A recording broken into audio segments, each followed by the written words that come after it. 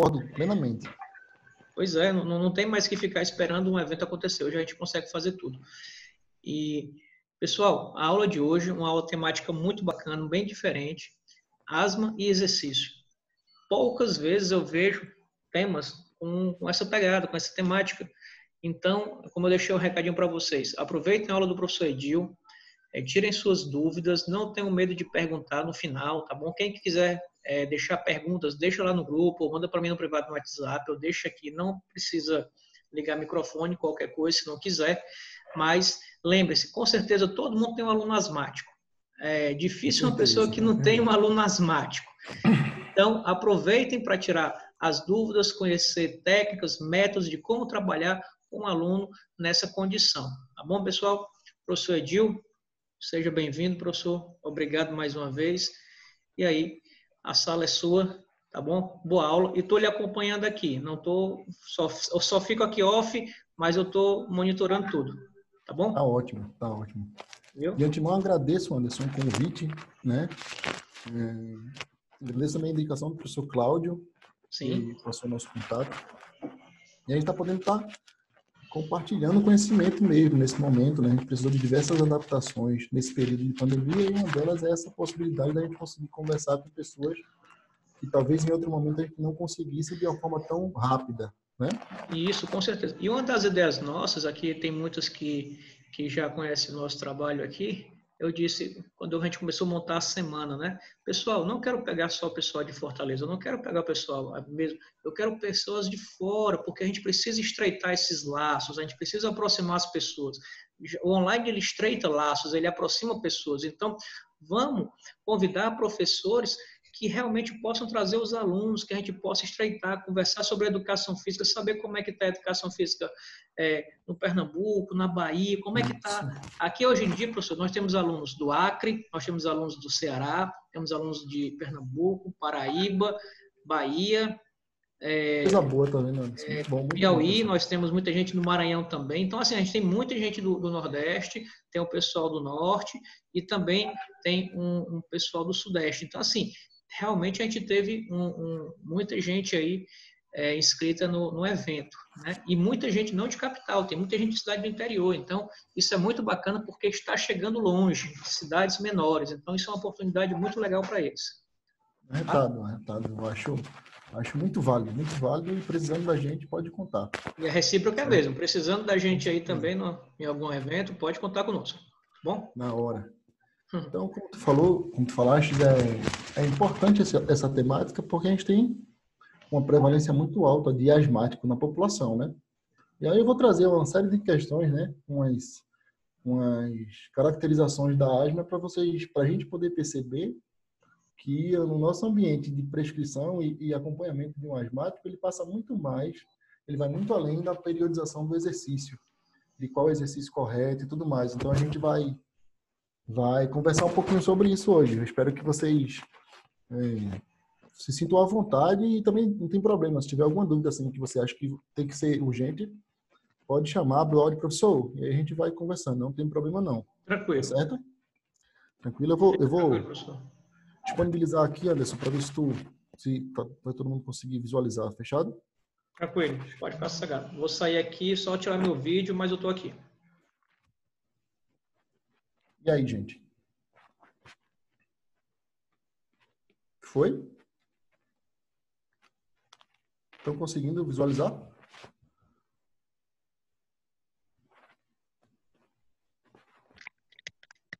Sim. Ótimo. Muito obrigado.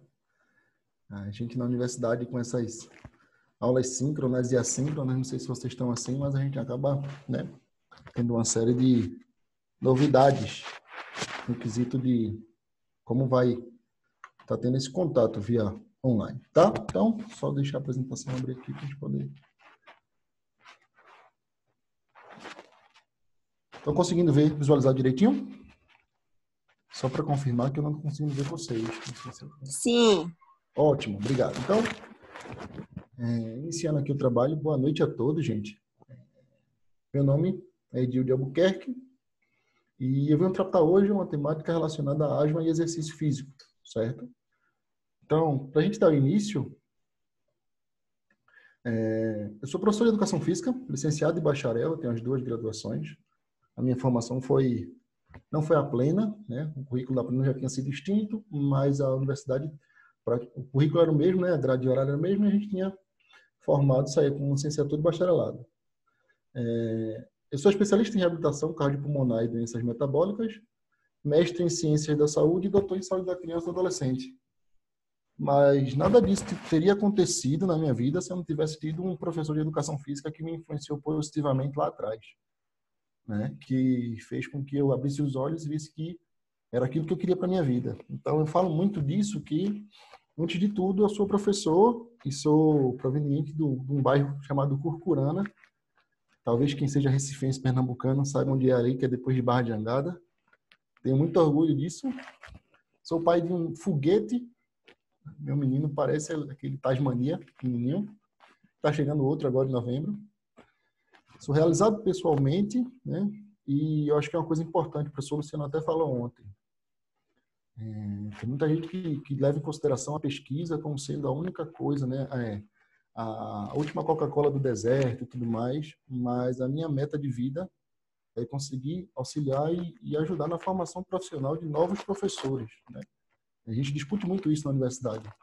Qual é o perfil do estudante? Qual é o perfil profissional que a gente quer formar?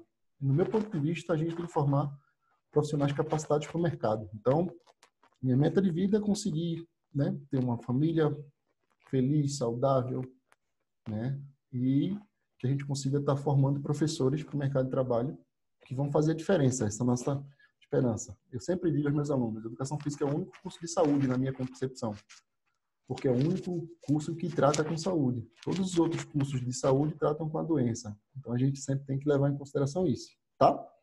Então, iniciando a apresentação, a gente fala, né? Toda vez que a gente tem um aluno, a gente chega lá no questionamento.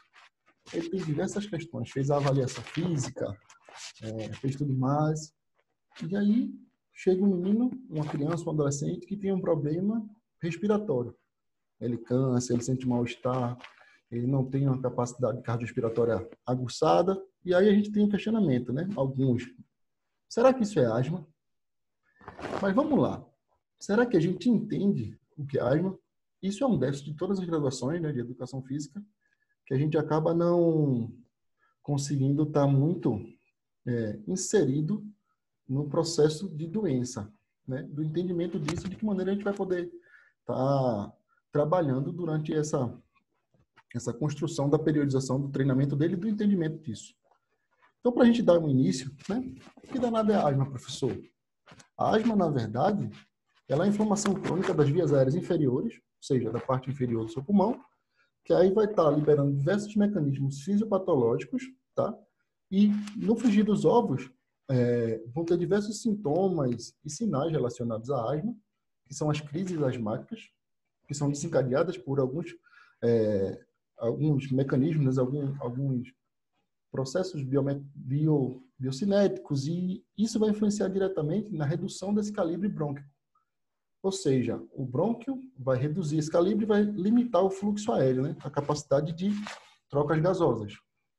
E o problema é que, antigamente, se pensava que a asma era uma doença já caracterizada, somente uma coisa, quem tem asma tem que usar isso e aquilo, e percebeu-se que existem diversos fenótipos, ou seja, existem diversos tipos de asma que podem coexistir no mesmo indivíduo, certo? Então, para vocês terem ideia, no Brasil, a gente tem na população total entre 10% e 20% de indivíduos que são asmáticos. E fora os asmáticos que não são tratados e não são diagnosticados, certo? E aí, quando a gente fala de educação infantil, nos escolares, essa prevalência ela aumenta, né? Ela chega a 24,3%. E nos adolescentes, ela cai um pouco, mas a gente vai discutir o porquê dessa queda na adolescência, vai para 19%. Mas pensando, 19% de uma população é uma população que ela é bem característica e tem um percentual, uma quantidade importante, né? Então, para vocês terem uma ideia, aqui eu trago a imagem de dois, né? Sistemas respiratórios, um que está com calibre brônquico normal, com a normalidade, e o outro que está com o processo inflamatório da asma, está com broncoconstricção, né? Normalmente é isso. quando existe essa liberação de mediadores químicos, né, mediadores inflamatórios, vai haver essa inflamação dessa parede brônquica, reduzindo essa capacidade de troca e reduzindo a capacidade de trocas gasosas no calibre do bronco, certo? Isso vai causar diversas características, como tosse, chiado, dispneia, tontura, né, cansaço. E quando a gente pensa nisso, a gente diz, caramba, professor, então a gente tem a asma, que ela é desencadeada pelos fatores, né, que são influenciadores, mas existe a asma e a rinite, né? Que a rinite também é uma doença respiratória, só que ao invés de ser uma inflamação das vias aéreas inferiores, ela é das vias aéreas superiores. Mas, quando a gente pensa nisso, é muito difícil que um asmático não tenha rinite, certo? Então, existem estudos mundiais que eles caracterizam entre 40% e 90%, né, de asmáticos, eles são acometidos com rinite também. E aí, no processo inflamatório, né, da rinite, esse processo inflamatório ele pode desencadear e, ao invés de uma crise alérgica, ela pode chegar a se tornar uma crise asmática. E é inverso, né? Quando nem todo rinítico é asmático, mas a maioria dos asmáticos é rinítico. Então, dos riníticos, chega a 10% a 40% que são asmáticos. Por que eu digo isso, minha gente? Porque quem é rinítico, quem é asmático, tem uma dificuldade na realização de exercícios por conta da capacidade respiratória. E a gente tem que perceber essas questões por conta da periodização, certo? Então, quando a gente fala nisso, a gente vai falar de criança e adolescente, a gente chega a 25% de crianças no mundo são acometidas por asma, né? E é uma quantidade importante que tem que perceber, e para quem está na escola, dando aula na escola, você tenha certeza que um percentual importante dos seus alunos na escola é asmático. Muitos não tratados, se for da rede pública, né, ou da rede privada, por conta do entendimento disso do processo. Então, quando a gente fala nessa questão, esse processo de reações alérgicas ele pode ser desencadeado por diversos fatores. Aeroalérgenos, pólen, pelo de cão e de gato, alergia a insetos, né, poluentes, a poluição. Então, todos esses fatores ambientais eles podem ocasionar e desencadear uma reação alérgica. Nessa característica de reação alérgica, lembrando daquela questão, se eu tenho um processo inflamatório, esse processo inflamatório ele pode, na cascata de eventos, passar de uma reação alérgica, rinítica, ou rinite, ou rinocinusite, e a partir disso se tornar uma crise asmática. Então, professor, como é que a gente pensa nessa questão? Eu trago isso aqui só para vocês terem uma noção. Um médico, né, um clínico, um pneumologista, um otorrino vai tentar descrever qual conduta médica vai ser trabalhada para o tratamento dessa asma. Então, a gente tem na horizontal, a gente tem a característica, né? As características clínicas observáveis na asma, e a gente tem lá os fatores prognósticos, fisiológicos, a patologia e a clínica. E a partir disso, a gente tem diversas características. Ó. Na clínica, por exemplo, tem a idade e gênero, se foi do início precoce ou tardio, ou seja, se a criança ela já nasceu, ou na primeira infância ali, no recém-nascido, ela já tinha as caracterizações da asma, mas a asma ela só é diagnosticada, fechado um diagnóstico a partir dos 2 anos de idade, né? Se ela é associada ao tabagismo, existe a asma pré-menstrual, a asma ocupacional. Então, são diversas características aí que a gente vai estar tendo que perceber, não para diagnosticar, mas entender, certo? Quando a gente fala disso, a gente tem os diversos fenótipos que eu falei anteriormente. Quando a gente fala de fenótipos da asma, são as relações diretas que existem. O que o processo asmático vai ocasionar e a partir de onde, não? Existe a asma alérgica, a asma de início tardio, associada à obesidade, associada ao tabagismo, não alérgica, neutrofílica, intolerante à aspirina, né? A limitação ao fluxo aéreo, quando tem um remodelamento aéreo, e a que a gente vai se ater é que é a asma associada ao exercício. Então, eu pergunto a vocês, depois que a gente viu todas essas questões, né? Eu tenho a percepção, eu tenho um aluno lá na minha escola ou na academia que ele sempre chega colisando. E aí, no processo do exercício, durante a periodização, ele cansa, ele não consegue ter um rendimento. E muitos professores dizem, né, ficam naquela... Isso é moleza, principalmente na escola, né? O menino está fazendo corpo mole. Nessa característica, a gente fica pensando, tem muita coisa aí que a gente tem que entender para, a partir disso, a gente começar a olhar de outra maneira os indivíduos que são asmáticos e alérgicos, né, e riníticos, durante a realização dos seus exercícios. Então, a gente percebe algumas questões que até 2010 e antes de 2010 existia o termo, e na clínica médica existia aquela relação que é asma induzida pelo exercício. Não sei se algum já ouviu, né? Alguns de vocês já ouviram sobre que existe o tipo de asma e essa asma é induzida pelo exercício. E a partir de alguns estudos, né, o grupo de Sandra Anderson, principalmente de Caio, determinaram e descobriram que não é uma asma, né? Não é um processo asmático que é induzido pelo exercício. O exercício físico, na realidade, ele vai desencadear um broncoespasmo em qualquer indivíduo. A partir do momento que você realiza um exercício físico, que você tem uma alteração, né, um aumento da sua frequência cardíaca, e a partir disso, a sua capacidade cardiorrespiratória ela é aumentada para poder ter o transporte de fluxo, né, de metabólitos circulantes, e aí o seu oxigênio, o consumo de oxigênio vai aumentar, você vai existir, né, uma relação de ativação do teu trato respiratório. E o exercício físico, ele vai desencadear o broncoespasmo, certo? E aí, quando a gente fala de asma induzida pelo exercício, já troca-se pelo entendimento de broncoespasmo induzido por exercício. Que aí essa é uma característica de 50% a 90% dos asmáticos são acometidos com isso. Ou seja, se eu tenho um indivíduo asmático, a probabilidade dele cansar durante o meu exercício ele é muito alta, certo? E quando você pensa na população asmática, chega numa quantidade de 50% a 90%. E em riníticos, a gente tem um estudo em riníticos, que eu vou mostrar mais na frente, que ele chega a 47% de prevalência de broncoespasmo induzido por exercício. Mas muito disso tem a relação com os cuidadores do broncoespasmo, né? Os cuidadores que eu digo dos familiares, né? Como assim, professor?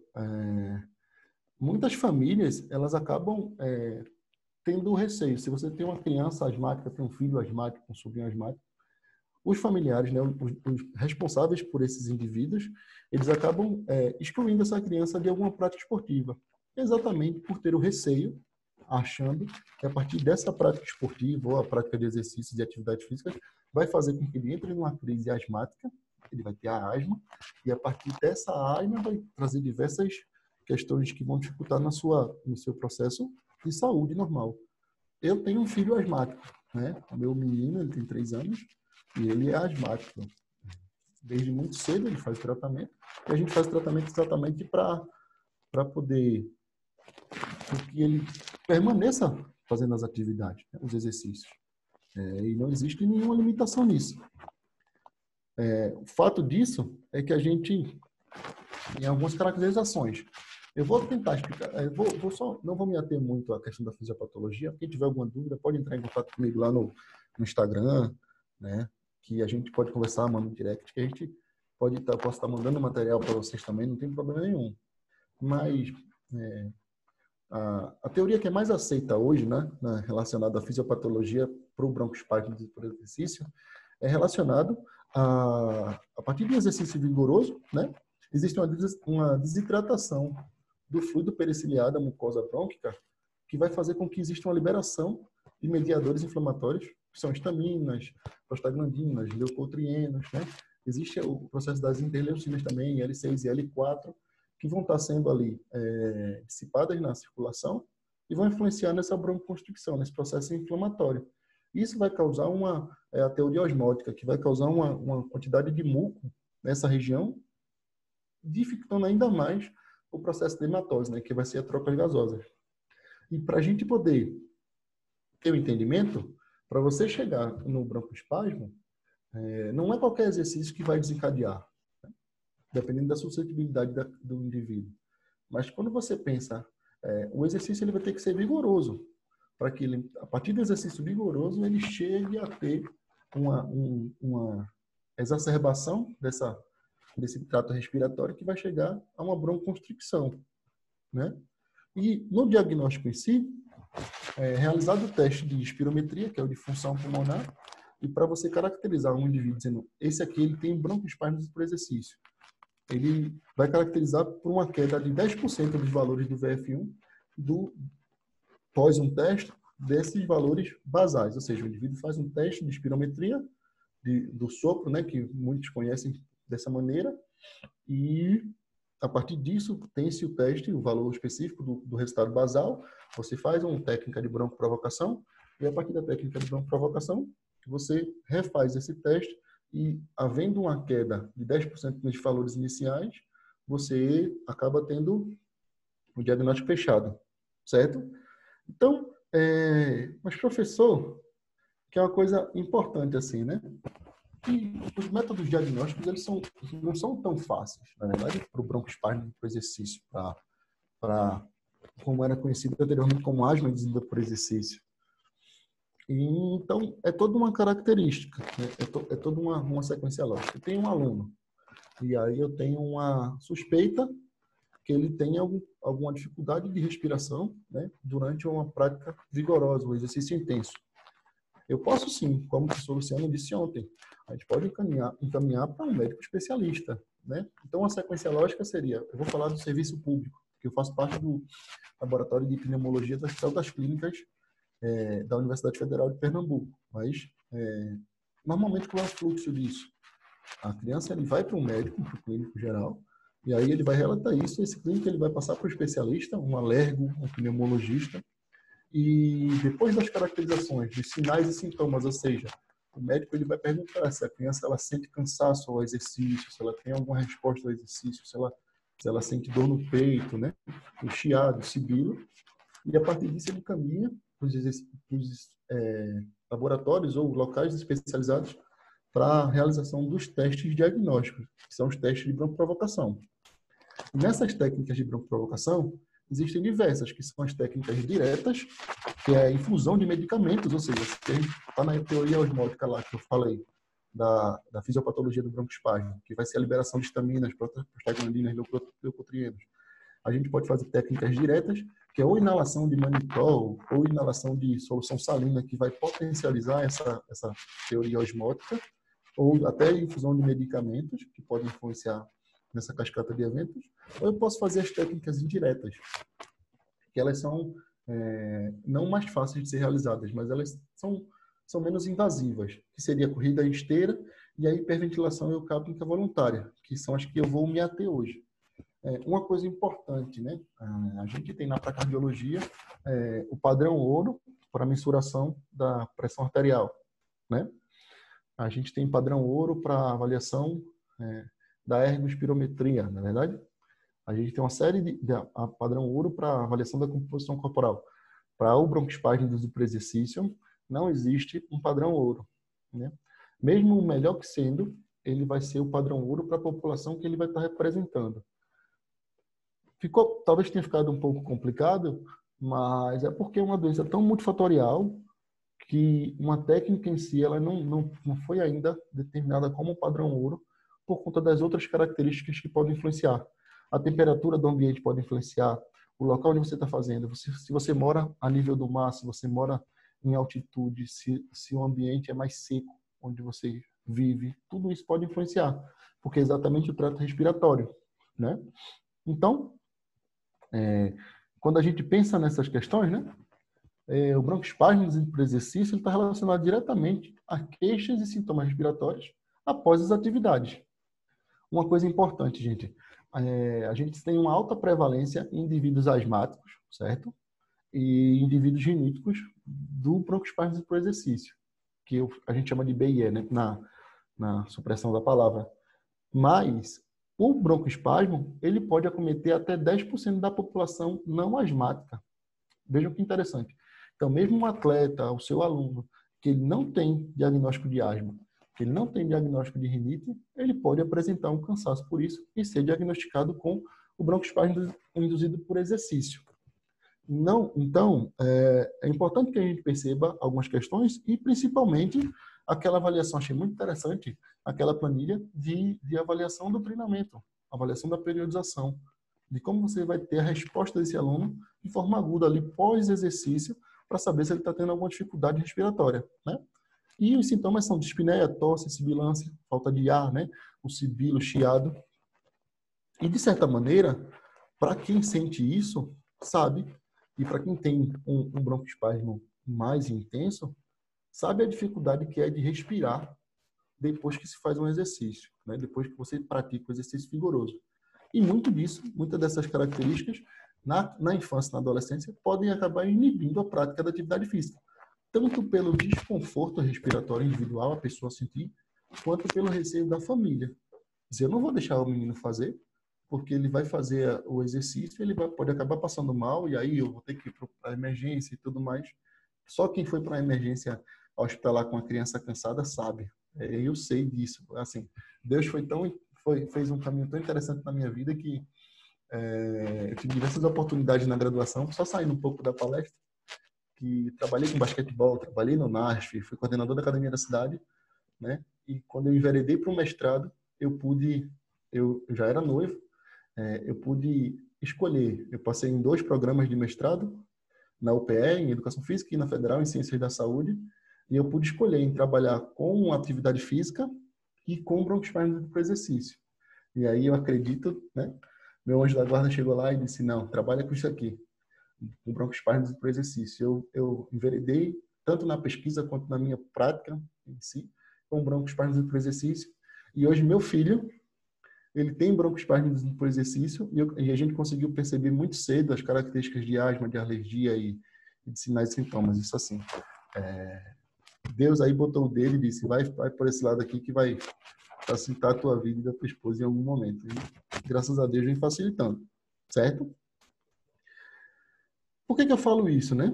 Porque quando a gente fala dessas características, existem asmáticos que têm queixas aos exercícios, certo? Só que não tem broncoespasmo. E normalmente, quando existe essa característica de queixa aos exercícios, mesmo não tendo o diagnóstico fechado de broncoespasmo, muitas vezes pode ser o tratamento que não está sendo realizado de forma correta pelo paciente ou algum ajuste de medicamento que seja necessário ser feito, né? Então, a gente tem uma série de características que, às vezes, muito o entendimento ambiental, social, dizem que ele cansa fazendo exercício, mas, na verdade, quando faz o teste diagnóstico, ele não cansa, tanto rinite quanto saudável. E aí a gente começa a enveredar por outras questões, né? E é a parte que eu estou me atendo na pesquisa agora. Nos indivíduos atletas, existem alguns estudos internacionais que são com atletas. Os indivíduos ativos e sedentários, independente de ter asma ou não, não existe estudos relacionados à prevalência em relação a isso. E a gente está começando a enveredar por essa parte, certo? Então, eu trago para vocês, a gente fez um levantamento, né? Isso é um trabalho do grupo da gente pesquisa, que é o grupo de estudo em exercício e asma, do Hospital das Clínicas, da Universidade Federal de Pernambuco, que o processo do broncoespasmo por exercício, ele traz diversas limitações, né, à atividade. E a gente, nessa caracterização, buscou muitos estudos que relacionavam exatamente a queixa, né, a não utilização, né, da prática ou não indicação para a realização do exercício físico, né? Então, quando a gente percebeu e a gente ampliou os nossos estudos, a gente viu, que muito estava relacionado à relação materna e parental das atividades físicas, né? De você, não, né? Meu filho não vai fazer exercício, não vai praticar nenhuma atividade porque ele vai cansar. Então, aquilo ali acaba inibindo o menino, ele acaba fazendo mais uso de tela, acaba indo para outros tipos de atividades que não são relacionadas ao movimento humano por causa do receio da família como é que se diz? Em estimular a prática do exercício físico. E a gente saiu 2 estudos nossos comprovando. E quando a gente foi ver os resultados desses estudos, para você terem ideia, vamos supor que a gente tem uma numeração de 100% de mães que inibiam ou não deixavam os seus filhos para praticarem exercícios. Desses 100%, apenas 20% desses 100% que não praticavam exercício tinham broncoespasmo propriamente dito diagnosticada. Os outros 80% não tinham e não praticavam por receio familiar. Então, é muito do entendimento nosso. A gente fala muito de educação e saúde. A educação física trabalha muito nessa característica, né? De educação e saúde, o que pode ser feito. E a gente trazer um entendimento, né, na saúde pública de que o exercício físico, quando o indivíduo é asmático, ele é totalmente recomendado. E aí vai ser necessário que outras caracterizações, né, estejam em conjunto. A mesma questão da hipertensão. Se o indivíduo hipertenso, ele chega lá com a pressão alta, você vai inferir o exercício, né? A gente vai fazer a prescrição, a periodização do treino ali, ele vai realizar aquela sessão de treino? Eu espero que não. Da mesma forma, se chega um indivíduo asmático, ele precisa ter feito uso do seu medicamento normalmente, e se ele tiver o broncoespasmo, ele vai fazer a conduta médica relacionada a isso, do tratamento com broncoespasmo, para que ele faça a sua prática esportiva, a sua atividade física de forma contundente. Tá? Então, a gente teve outros estudos nossos que saíram, que a gente veio trabalhando com essas questões, né? Um estudo nosso com atletas de futebol aqui em Pernambuco também viu uma série de caracterizações que o atleta de futebol de um clube, o Atlético Pernambucano, um clube amador aqui, que participa do Campeonato Pernambucano, que eles tinham, né? A gente fez a avaliação, a periodização, tudinho, a análise, né? A avaliação do broncoespasmo, fez todo o teste diagnóstico, e nos atletas a gente viu uma quantidade razoável de atletas com broncoespasmo por exercício que não eram tratados. E aí, muitas vezes, na periodização do treino, né, na modulação do treino, eram atletas que, em alguns momentos, na característica do treino, da periodização da preparação física, não tinham rendimentos coerentes com outros indivíduos. Então, a gente conseguiu estar passando esse resultado a essa equipe e eles acabaram tendo melhorias nisso, né? Buscando o tratamento, fazendo com que esses atletas chegassem a um rendimento mais condizente, tendo em vista aqueles 10% lá que não eram asmáticos. Outra coisa interessante, gente, a asma ela tem um período de latência, né? O que é período de latência, professor? Existe um momento que ela é mais exacerbada, que ela é mais potencializada. Existe uma janela de dúvida até os 2 anos para saber se essa criança ela vai ser alérgica ou se ela vai ser asmática. E a partir da construção desses 2 anos, o que a resposta dela ao tratamento dos medicamentos vai dizer se ela vai ser asmática ou não. Muito se fala, né? Acho que muitos de nós, eu já ouvi isso, e muitos de vocês já ouviram falar, que um menino é asmático, e aí normalmente o que era indicado para esse menino? Então, bota ele na natação. Não é verdade?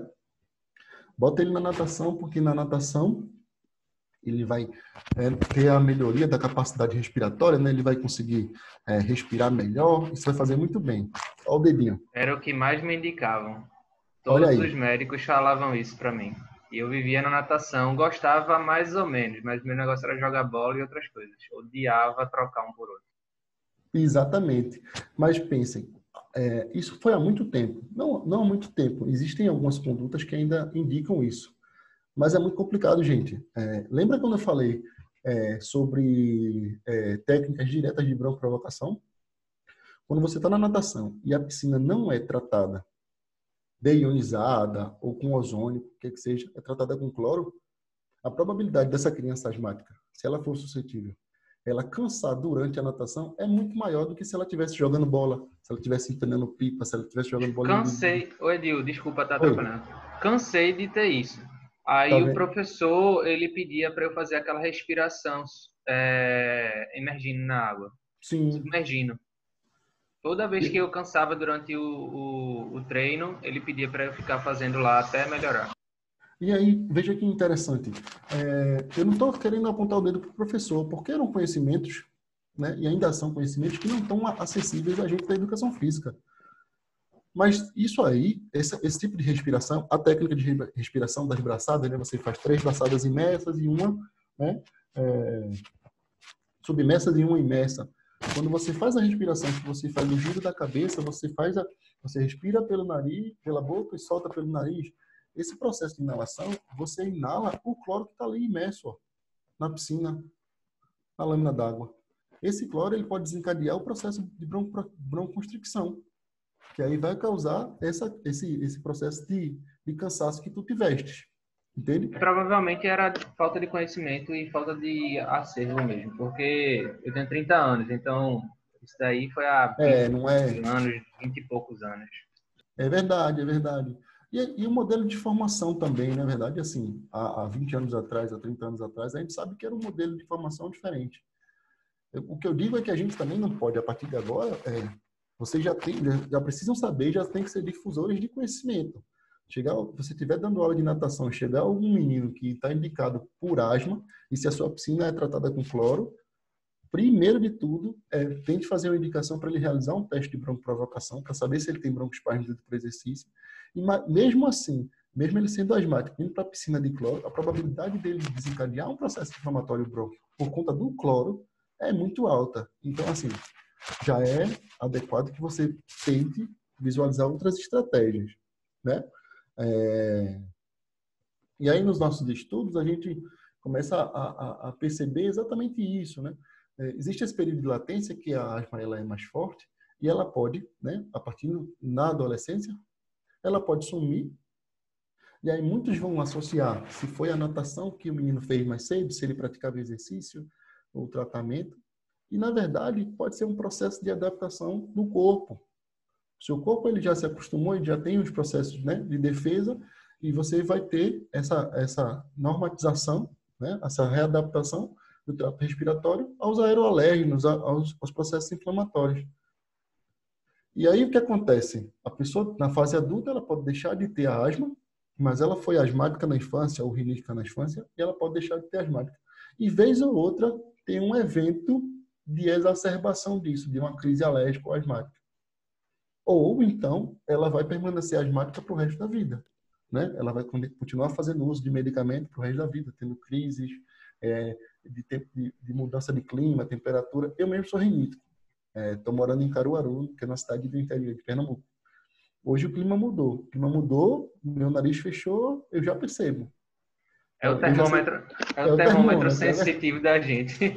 É verdade. Quando o seu nariz já começa a fechar, você já sabe que ou vai chover, o clima vai mudar, ou está mais seco. Não tem como. Eu tive uma pausa de 10 anos e meu pai teve uma pausa de mais ou menos 40 anos. Isso. E aí existe essa relação, né, da asma tardia. Normalmente os que têm um evento de asma tardia, que é depois na fase adulta, eles foram asmáticos na infância, né, e na adolescência, e tiveram esse período de pausa aí. Uma coisa importante para saber, assim, é genético, minha gente. Meu menino, ele tem asma, 70% de chance por conta de eu ser rinítico, né? Então, o que a gente tem que fazer é procurar um tratamento e fazer com que... A gente sempre fala na genética, né? Que 70% é a carga genética e 30% é dos seus fatores ambientais e o que você faz para. Não é porque seu pai é hipertenso, a não ser que seja uma doença congênita ou do gene específico, que você vai ser hipertenso no futuro. 70% é de carga genética, 30% é de se você faz a alimentação correta, se você pratica exercícios, se você faz uma conduta diferenciada. Então, não botem a culpa na genética de ninguém. A gente tem a carga genética, mas a probabilidade você vai fazer o resultado final, né? Então, a gente teve outro trabalho, que aí foi esse aqui da comparação da corrida em esteira de duas técnicas de broncoprovocação em indivíduos riníticos com a hiperventilação, foi meu trabalho de mestrado. E o que acontece? A gente não tem um padrão ouro para o diagnóstico desse broncoespasmo induzido por exercício. E a gente começou a perceber que muitas vezes no teste, na corrida de esteira propriamente dita, que é o teste de provocação que a gente fazia nas provas clínicas, às vezes o indivíduo ele chega no estresse, né? No estresse muscular, no estresse, né, motor, antes do estresse respiratório. E para quem é sedentário, é o inverso. Você chega no estresse respiratório muito mais rápido do que no estresse motor. Então, a gente percebeu que existem outras técnicas e a gente foi buscando na literatura para ver qual seria uma técnica adequada adequada para os nossos resultados que a gente queria e para a população de uma forma mais coerente, né? Mais concisa. E a gente começou a comparar duas técnicas de broncoprovocação. Eu trouxe esse resultado aqui para vocês, que a gente falou lá, um dos fenótipos é relacionado à obesidade, né?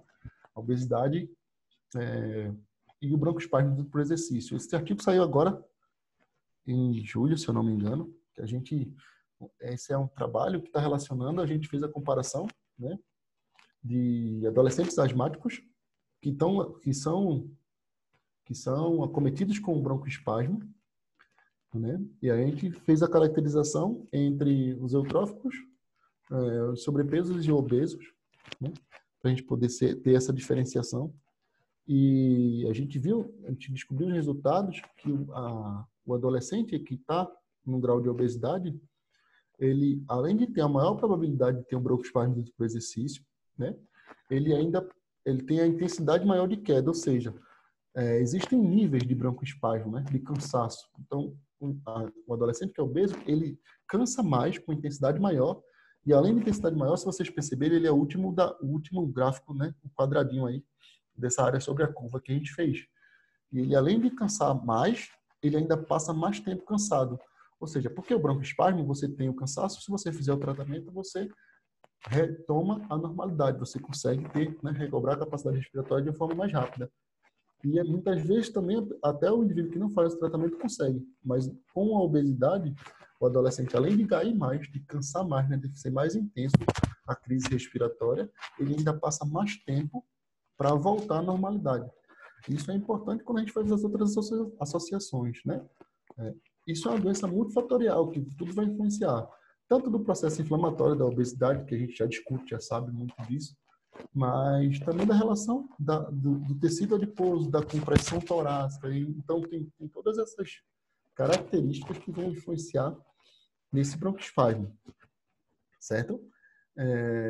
Então, como é que a gente vai diagnosticar isso, né? Como é que a gente vai diagnosticar? Não é um papel nosso da educação física, mas é um papel... A gente faz parte, né? Nesses 5 anos que eu tive no mestrado, no doutorado no laboratório, eu e Cláudio, que está aí na foto, fisioterapeuta, nós éramos responsáveis por fazer os testes de provocação, que é um teste relacionado ao exercício. Eu vou trazer aqui só para vocês terem uma noção de como funciona e como é essa construção de entendimento. Chegou um menino asmático, ele fez todo o processo, né? Ele foi no médico, o médico indicou para um serviço especializado de alergologia ou de pneumologia, normalmente de pneumologia, e vai fazer o teste. Então, a criança, o adolescente, o adulto, ele chega lá, ele faz um teste de função pulmonar, que é a espirometria, que é o teste do sopro. Esse teste do sopro, ele vai medir diversos fatores, né? Volume respiratório forçado no primeiro segundo, capacidade vital forçada, diversos números que vão estar influenciando positivamente, né, para o entendimento de como está o teu trato respiratório. Depois que ele faz o teste de broncoprovocação, a gente tem os dados que ficam basais, iniciais. Após esses dados iniciais, existem 2 tipos de teste, e será um dos testes. O teste de corrida em esteira, o indivíduo ele passa 8 minutos em cima da esteira. Os 2 primeiros minutos, ele vai para um crescimento, né, até você chegar ao nível de 80% a 90% da frequência cardíaca, e você tem que manter durante 6 minutos correndo. Vejam, não é um teste tão... Por que o broncoespasmo é uma hiperventilação? O indivíduo ele vai estar em 8 minutos. Os 2 primeiros minutos ele tem para poder chegar, aumentando a velocidade, para no controle ele chegar, a partir do segundo minuto, entre 80% e 90% da frequência cardíaca máxima dele. E ele vai permanecer nesses 6 minutos nessa frequência cardíaca alfa. É um teste cansativo. Porque se não fosse, a gente não estaria potencializando, né? Está descrito na literatura, não chegaria a níveis de broncoconstricção. Ele passa 6 minutos correndo, certo? O outro teste, que é o teste que a gente faz, que é o teste de hiperventilação eucápnica voluntária, que é o HEV, né? O indivíduo, ele vai agora, ele é sentado, só que aí está muito mais característico do trato respiratório em si. A corrida esteira, quem tinha obesidade, quem era sedentário, a gente começou a perceber que não tinham respostas coerentes. Ou às vezes nem chegava a 80% a 90% da frequência cardíaca, às vezes não conseguiam permanecer 6 minutos. Então, a gente fala lá em avaliação física, né? teste, medida, avaliação, se o teste é validado, se ele é fidedigno. Se eu não faço o protocolo correto, eu não posso ter uma resposta daquilo. Então, a hiperventilação eutrópica voluntária, ela vai diretamente no trato respiratório. Aqueles mesmos 6 minutos da corrida esteira, agora vão ser 6 minutos hiperventilando uma solução que vai ser acrescida de 5% de CO2, né? Um gás, para evitar a alcalose metabólica, porque se você começar a ir, fazer a respiração de... Se passar 2 minutos, você já está tonto, isso é a normalidade, então a gente acresce 5% de CO2, né? O gás já vem pronto da fábrica, e ele faz essa respiração para o trato respiratório, né? O estresse respiratório. E aí, o que de alvo tem que fazer? Esse negocinho azulzinho é um ventilômetro.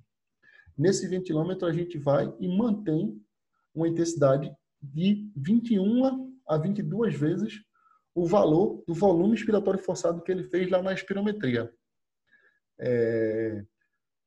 Digo a vocês assim, esse teste ele é muito mais acurado para o diagnóstico do broncoespasmo, mesmo não sendo padrão ouro. Para vocês terem ideia, esse teste de hiperventilação eucápnica voluntária é o teste utilizado pelo Comitê Olímpico Internacional para diagnosticar broncoespasmo por exercício. Porque existem alguns medicamentos para o broncoespasmo induzido por exercício que são caracterizados como doping. Até o ano de 2010, o Aerolin, quem é asmático sabe, né? O salbutamol... Eu ia perguntar isso. Até o ano de 2010, o Aerolin, o salbutamol, né? Alguns corticoides, eles eram considerados como doping. Só que aí o estudo foi evoluindo, né? A ciência foi evoluindo e percebeu-se que... E aí fizeram estudos comparando em macacos, os macacos que tinham broncoespasmo e que não tinham. E o atleta que ele é asmático e faz uso do medicamento para o tratamento disso, para não chegar ao broncoespasmo, ele consegue ter as funções respiratórias normalizadas, ou seja, ele vai conseguir ter o seu rendimento individual. O atleta que não tem, ou seja, eu não sou asmático, eu não sou rinítico, eu não tenho broncoespasmo, só que eu vejo todo mundo fazendo Aerolin, eu vou lá e faço Aerolin, isso é placebo. Foi comprovado que quem não tem problema respiratório, quando faz uso desse medicamento, ele não tem ganhos, né, potencializados em performance, né? O Aerolin, a gente sabe que ataca direto no nó sinoatrial, que aumenta a frequência cardíaca, quem já usou sabe, que dá logo um ataque cardíaco, né? Mas a gente, como ele é um broncodilatador, né? Então, assim, para essa questão, o Comitê Olímpico Internacional utiliza esse teste que a gente utiliza nas todas clínicas. Eu me sinto muito orgulhoso, que eu digo, nós somos que eu saiba, né, até hoje, até o momento, nós somos o único centro de pneumologia do Nordeste que faz esse teste de hiperventilação eucáptica voluntária. E, se eu não me engano, no Brasil, a gente é a USP que faz, né? Não sei se tem, assim, porque a gente diz de instituição pública, né, que está dentro de um hospital escola e tudo mais, né? Então, isso é importante. Quando a gente, depois que faz esses dois, um ou outro teste, esses são os testes que a gente utiliza, né? Quando é que a gente utiliza a esteira, professor? Quando o gás acaba. Porque o gás tem que ser, né? Tem todo o financiamento, tem que ser comprado, tem que ser adquirido, e às vezes a gente sabe que demora um pouco. Para vocês terem ideia, como é que se sai um resultado de espirometria, que é de função pulmonar. Se vocês perceberam, o primeiro lá em cima, está escrito BEST, que é o teste inicial, certo? Ele vai dar aqui, lá embaixo no gráfico, ele vai dar FVC, FEV1, que é o volume forçado expiratório do primeiro e segundo, e vai dar a capacidade vital forçada em percentual, né? Então, você vai lá, a gente faz o primeiro, que é o vermelhinho, e aí depois a gente dá a consequência. Um pós-teste, que normalmente é 5 minutos, o outro pós-teste, que é em 15 minutos, e o outro pós-teste, que é em 30 minutos. O que acontece aqui? A gente fez, isso aqui era um teste para caracterização e ver resposta ao broncodilatador, porque a espirometria também tem essa capacidade de você fazer o teste de espirometria e ver a resposta. Se você tem resposta, se você é asmático, esse é um gráfico de um indivíduo não asmático, porque o gráfico de um indivíduo asmático parece um pico do Everest, assim, uma montanha bem aguçada, né? Uma curvatura, parece uma cadeira de praia, né, que a gente chama. Mas quando a gente faz isso, A partir desse momento aqui, ó, vocês têm lá, não sei se vocês conseguem ver, eu espero que sim. Tem o best e tem o percentual do predito, né? E aí tem aqui, ó, -2 na sequência lógica, né? Na horizontal, tá, gente? -2, -5,8, -3. É esse valor que diz, se ele caiu -10 nesses valores, ele é diagnosticado como broncoespasmo por exercício. Então, se ele cai nesse momento, existe a necessidade dele fazer o retorno com o salbutamol, que é o aerolim, né? Para poder ter as funções respiratórias. Edil, tu fazendo esses testes no Hospital das Clínicas, já teve gente que teve problema, já teve gente que eu tive muito medo. E por estar no ambiente hospitalar, a gente conseguiu ter muita questão. Ou seja, teve uma aluna nossa que foi fazer o teste. Ela era aquela, eu tenho asma, professor, mas eu não trato, não sei o quê, eu faço todos os meus resultados, eu não uso medicamento, tá bom. A gente fez o teste de broncoprovocação com a hiperventilação eucápnica e ela caiu 40% da capacidade vital forçada do primeiro teste. Isso a gente já fica aqui, ó. Ela caiu a primeira vez 40, quando a gente fez a segunda com 5, porque isso aqui a gente fez 3 manobras. 5 minutos depois, 15 minutos depois e 30 minutos depois do teste. Mas no meu mestrado, eu fiz 3 minutos, 5 minutos, 7, 10, 15 e 30. Eu fiz 6 manobras. Então, a gente tinha um acompanhamento muito mais, né, mais agudo, muito mais próximo da provocação em si. Aí ela caiu nos 3 minutos, caiu nos 5 minutos, ela estava com menos de 55%. Aí a gente já entrou com medicamento. E aí, quando entrou com medicamento, fez, né, a sequência correta do medicamento, a utilização do medicamento, e é impressionante para quem usa o salbutamol. Se você está cansado e você faz a inalação, você tem um retorno muito rápido. Alguém Rapaz, o pessoal pensa que é droga quando eu estou na academia. Porque bate o broncoespasmo, dá para ver o tórax, né? Sim. E aí, quando eu uso, é muito rápido. É muito rápido. Teve uma vez que eu esqueci na bolsa, aí eu tava no agachamento, eu tive que ir até o armário para pegar a bolsa e um broncoespasmo. Quando eu usei, bicho, oxe, já tava não deu nem tempo da pausa, praticamente. É Yuri que tá falando, né? É. Ô Yuri, massa, que bom te ver aqui. Yuri, tu já fizeste algum teste de broncoprovocação? Tu faz o tratamento para o broncoespasmo? Eu fiz ergospirometria, mas faz muito tempo, Edil. Foi só no meu diagnóstico, eu acho, que eu fiz Entendi. Vamos ver para tu fazer quando passar essa questão de pandemia. Já tô vendo? Eu ia aguardar para falar com você no final da palestra algumas coisas. Porque eu não posso dar o diagnóstico, mas a conduta, normalmente, para quem tem um broncoespasmo e pratica o exercício, não é fazer durante, é você fazer o uso do medicamento meia hora antes de começar, que aí vai evitar que você tenha essas crises, entendeu? Mas aí é conduta médica, por isso que eu tô falando. Que assim, eu venho usando dessa forma, só quando eu tenho falta de ar.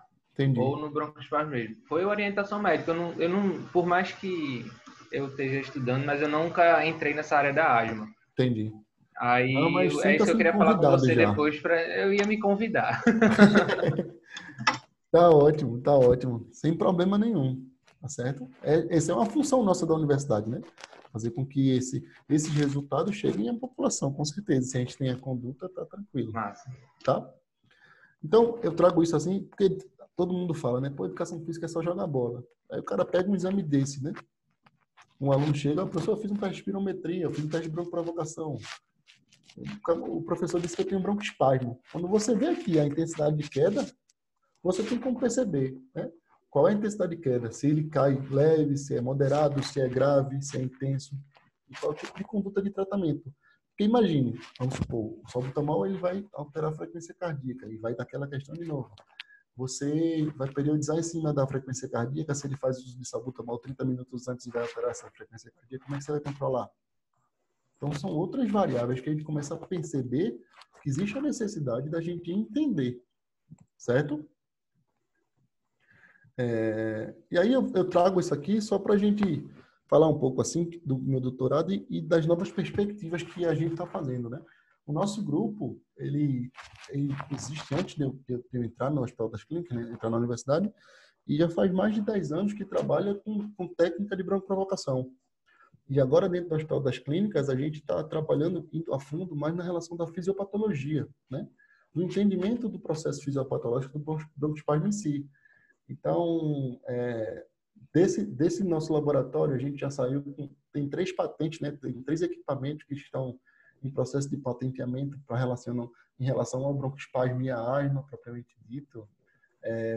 Existem, né, os estudos. Esse Eppendorfzinho aí que o meu orientador está segurando, ele é o condensado do ar exalado. A gente criou um equipamento para condensar o ar que o indivíduo respira, e a gente já percebe que existem estudos que fazem a análise bioquímica, né?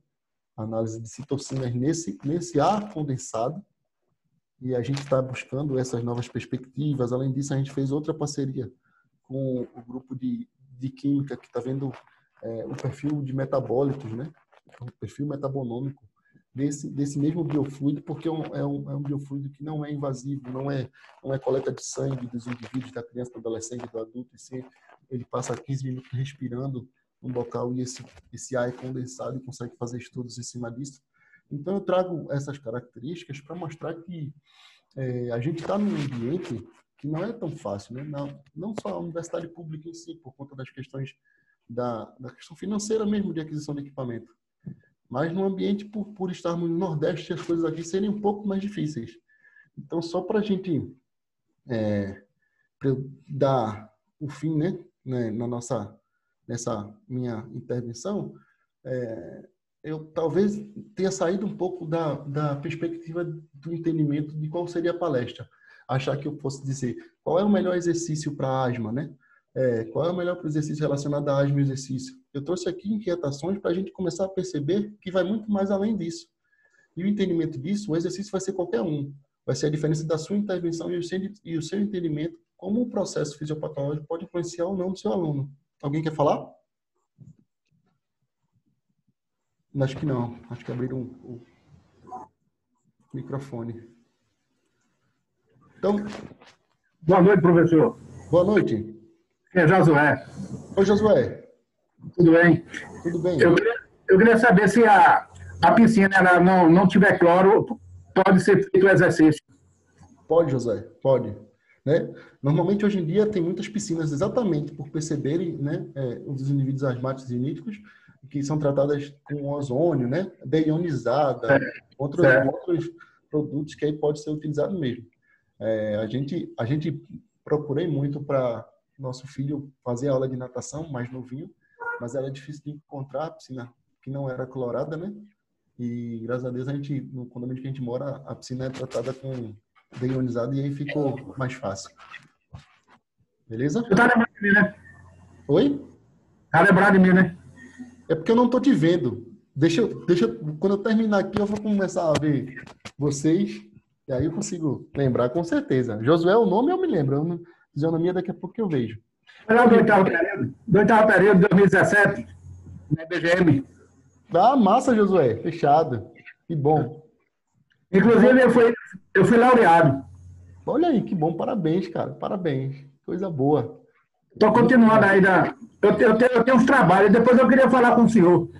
Tá certo. Tá ótimo. Eu tenho um trabalho referente realmente à longevidade e à fonte da juventude. Tá ótimo. Vamos conversar assim, com certeza. É muito bom. Inclusive, eu voltei para a faculdade e estou fazendo fisioterapia. Legal, muito bom. São profissões que se complementam. Eu entrei agora, mas inclusive eu já fiz um curso de laser terapia. Eu já comprei um equipamento muito bom, que ele é fantástico. Depois eu converso com o senhor a respeito disso. Tá ótimo. Fechado. Ele é top, top. Inclusive é uma revolução realmente na medicina, realmente, que dá saúde realmente ao indivíduo. Entendeu? Vamos embora. Deixa sem necessidade de remédio algum. Aí, calma lá, que Harry Potter é complicado ainda, né? Mas a gente vai atrás. Não, com certeza, com certeza. Vamos embora. Usando a minha família com resultado surpreendente. Josué, pelo amor de Deus, mas não manda ninguém parar de tomar remédio fazendo uso de equipamento. Não, eu não estou mandando ninguém parar de tomar remédio, não. Estou dizendo que ele dá. Não, eu não tenho autoridade para isso, não. Foi ótimo, mas tá bom. A gente conversa assim, viu? Mas eu estou fazendo só na minha família. Fechado. Então, o que eu penso, né? Só para mostrar a vocês nesse entendimento, e aí eu trago uma coisa que quando eu tenho a oportunidade de estar sempre conversando com alunos profissionais que não são daqui, né? E eu sempre trago esse pensamento, que talvez alguns conheçam, alguns não. Quem não conhecer, procure, que é um texto muito bonito, né? Recitado pelo grupo Rapadura Chique Chique, que, se eu não me engano, é daí do Ceará, né? Então, por que eu digo nordestino em qualquer lugar? Porque a gente aqui no Nordeste, a gente acaba tirando leite de pedra. E a gente faz muita coisa. Coisas que a gente faz dentro do laboratório, que para muitos seriam impensado, né? A tentativa de realização, coisas que o Luciano faz com hipertensão e treinamento, coisas que Breno Araque faz, são muito importantes, né? E a gente sabe muito disso. Então, eu termino nesse momento só para fazer a leitura desse parágrafo, né? Desse trecho da música, para a gente poder refletir, certo? Minhas irmãs e meus irmãos, se assumam como realmente são. Não deixem que suas matrizes e que suas raízes morram por falta de irrigação.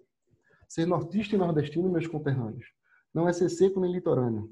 É ter em nossas mãos um destino nunca clandestino para os desfechos metropolitanos. Então, para a gente concluir, se você tem um sonho, tem uma vontade, vai em frente, porque a gente aqui, com muito suor e muito trabalho, a gente consegue e chega lá. Certo? Eu agradeço. Quem quiser pode me seguir lá no Instagram, Edil Rodrigues Filho, e fico à disposição aí para poder estar tirando dúvida de vocês. Olá, pessoal. Quem tiver dúvidas agora é o momento, né, para o professor Edil, tá bom? Antônia Fernandes, alguma dúvida? Amanda? Eu tenho uma pergunta. Ótimo. Pode fazer. Oi, Edil. Como o senhor disse, não foi falado muito a questão da mágica do treinamento, como algumas pessoas poderiam esperar, né? Foi outra visão. Mas achei muito importante, achei massa. Mas eu tenho uma dúvida em questão a treinamento. A gente vê que tem muita questão de biomarcadores, de outros tipos de exames que a gente faz, como o uso de parâmetros para a gente ter uma melhor performance do paciente ou atleta. E na asma, isso tem também, como a gente fazer esse monitoramento dentro de uma periodização, para ir usando esses exames ou marcadores como uma fonte para isso. Porque, por exemplo, na intensidade a gente consegue a frequência cardíaca e tal, essas coisas, né? Como é na asma? Na asma a gente vai muito na resposta em sinais e sintomas, né? A resposta aguda, tu queres dizer, não é verdade? Porque existem equipamentos, né? O PickFlu, eu não sei se muitos já falaram, já ouviram falar, que você faz uma respiração forçada e você precisa manter uma bolinha numa altitude, num local. Existem avaliações agudas, né, relacionadas ao entendimento do trato respiratório. Existem até treinamentos com esse PickFlu para você melhorar a capacidade respiratória, né? Muito disso até foi utilizado na fisioterapia respiratória para o tratamento de COVID, né? Tratamento de prevenção para idosos e grupos de risco. Para a questão aguda de controle, Yuri, não existe assim, sabe? Não se tem parâmetro. A gente está com um trabalho com um doutorando lá na UPE, eu estou auxiliando, né? Junto do grupo, que a gente está vendo uma relação diretamente isso assim, né? Vai ver os indivíduos que têm um broncoespasmo dentro do exercício, vai fazer isso que tu estás falando, fazer um protocolo de periodização de 12, 16 semanas e ver se esse tipo de treinamento vai influenciar de que forma. Então, a gente está fazendo um cross-section, né? Vai ser, um grupo vai fazer treinamento intervalado, outro grupo vai fazer circuito, outro grupo vai fazer treinamento resistido, outro grupo vai fazer somente treinamento aeróbio, para a gente poder começar a ter resposta. E aí eu digo, minha gente, por que a gente não sabe? Porque são poucos da educação física que estão inseridos nesse espaço de nicho de mercado. Não é nicho de mercado, mas é nicho de conhecimento, né? Vejo muita educação física muito preocupada muito com a performance, né? Com a hipertrofia, ganho de massa muscular, e tem muita coisa que pode estar influenciando de forma positiva na nossa profissão, não somente essas questões. Também não tenho nada contra. É importante, vocês não sabem, a gente cansou de fazer, como a gente é o laboratório, o único que faz aqui, tem atleta que procura jeito. Então, quando a gente começou a fazer hiperventilação eucápnica, ficou mais fácil. Porque chegava atleta de atletismo, de futebol, que a nossa esteira não suportava. Porque aquela esteira é uma esteira boa, mas não é uma esteira que chega na velocidade para o indivíduo chegar a 80%, 90%. E quando a gente começa a fazer o teste do Comitê Olímpico Internacional, que é a hiperventilação eucápnica, a gente começa a ter maiores oportunidades, né, de fazer com outros públicos também. Não sei se eu consegui te responder, Yuri. Sim, então hoje, devido aos estudos, a gente tem mais uma questão de acompanhamento para dar um feedback ao cliente ou paciente da melhora, né? Não em questão de performance. Isso. E o ideal, o que a gente indica, né? Que já se indica assim, que o indivíduo asmático ele faça o teste de função pulmonar periodicamente, que aí a gente pode ter uma relação direta, né? Se você faz a avaliação, a sua avaliação diagnóstica, somativa e informativa, né, no processo da construção, você insere nessa avaliação uma solicitação de função pulmonar, teste de função pulmonar, que a partir do teste de função pulmonar, você sabe se as capacidades vitais pulmonares elas tiveram melhoria ou não. Talvez você consiga ter um controle melhor nisso. Entende? Acho que o senhor vai ser mais um como o Luciano para PRA de madrugada. Tá ótimo. Olá, Dil. Diz, Luciano. Primeiramente, parabéns aí pela palestra, pela brilhante palestra, né? Aí eu fiquei pensando assim, meu irmão, aquela frase, né? Ado, cada um no seu quadrado. É verdade. Né? E eu ainda estava pensando na perspectiva da piscina, né? E Sim. Isso é muito comum, né? Isso é muito natural e, assim, a gente não tem essa informação, né? Normalmente a gente não tem essa informação. O meu questionamento vai na pegada de pesquisa. Tem algum estudo de forma crônica, assim, o pessoal fazendo exercícios respiratórios para atletas, velho?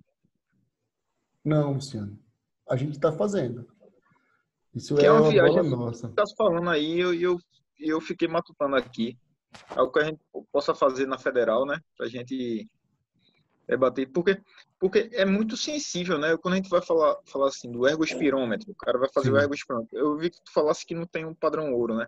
Isso. Aí o cara vai pensar no ergospirômetro, é muito sensível, né? E é pontual, né? Aquele determinado momento. Isso. Então, se o cara vem treinando essa capacidade, eu vejo alguns exercícios que o pessoal da fisioterapia faz com. Isso aqui, ó. Eu cheguei até a comprar. Isso, é parecido com o Peak Flu, e é na mesma característica, né?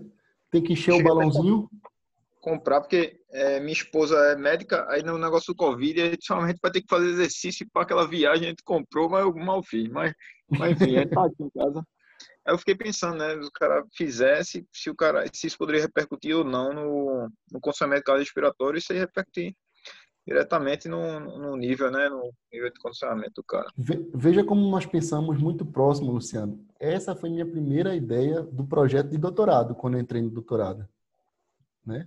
Fazer a avaliação qual o protocolo de treino, igual ele falou, influenciaria ou não de forma positiva na capacidade cardiorrespiratória, né? E até na melhoria do broncoespasmo.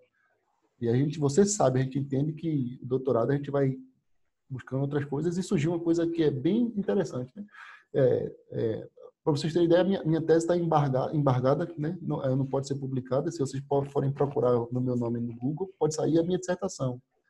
A minha tese é defendida e não está disponível porque, além de ter uma patente dentro dela, que vai sair dentro do projeto, mas também tem uns estudos que a gente está segurando aí, porque não podem ser liberados, que no entendimento da fisiopatologia, talvez a osmolaridade seja entendida de outra forma. Então, a gente está nessa pegada aí. Então tá bom, que bom. Eu estou na torcida para você conseguir logo o material para a gente meter as broncas, começar as pesquisas aí. Tá ótimo. O espirômetro a gente já tem. Vamos embora, né? Depois você pega o material de Josué, que Josué deve estar aí com material específico para você, viu? Ótimo, Anderson, prazer, obrigado. Prazer. Parabéns aí pelo evento, viu, Anderson? É muito bom a gente ter a oportunidade de aprender com caras assim, feito Edil, que é um cara espetacular, além de brilhante na profissão, um cara extremamente humilde, né, que eu tenho hoje a oportunidade de dividir o gabinete. Tenho a honra de dividir o gabinete com esse cara, que esse cara é espetacular. Então, um beijão aí para todo mundo. Yuri, parabéns aí por na pegada. Bom de tudo isso, pessoal, é justamente esse encontro, sabe? Essa proximidade de poder falar, de poder tirar essa dúvida. Você vê aqui várias universidades presentes, alunos, talvez orientantes, talvez possa ser o Yuri aí, algum caso assim. Então, facilita as pessoas que estão aqui de outras cidades, de outros estados, ver que elas podem encontrar em outras pessoas o tema que elas querem de repente produzir. Entendeu? E tem duas perguntas aqui, Edil, que eu achei importante. Uma, não sei se você respondeu já, como fica a questão do asmático no uso obrigatório de máscara, por exemplo. Hoje em dia, as pessoas estão aí utilizando a máscara para fazer atividade física. Então, como é que fica esses estudos? Como é que estão? Os estudos que a OMS está trazendo realmente são atuais, realmente, ou são sugestões criadas para o uso, né? Criança vai poder ou não utilizar máscara, então assim, crianças asmáticas, como é que ficam? Acho que é uma coisa bem interessante. E outra pergunta que tem aqui, agora não sei, a pessoa que tem diagnóstico de asma e rinite, qual seria o protocolo para abordar esse aluno dentro do exercício físico? Então tem duas perguntas aí para você, bem interessante. Ótimo, obrigado, Anderson, agradeço aí, acho que foi a Adinaldo e a Antônia, né, que perguntaram. Isso. Essa questão da máscara, ela é bem complicada, porque se o indivíduo é asmático, ele já tem um problema respiratório, né? Vai dificultar demais, principalmente por conta da capacidade de inalação. Quando a gente pensa em temperatura, se você faz a inalação do ar aquecido, né? Não frio, ele também pode estar desencadeando uma série de questões. Então, vai muito do risco e benefício, entende, Anderson? Se o indivíduo ele é asmático, ele tem a complicação, o protocolo tem que ser seguido. Para ele fazer uso de uma academia, ele tem que estar de máscara.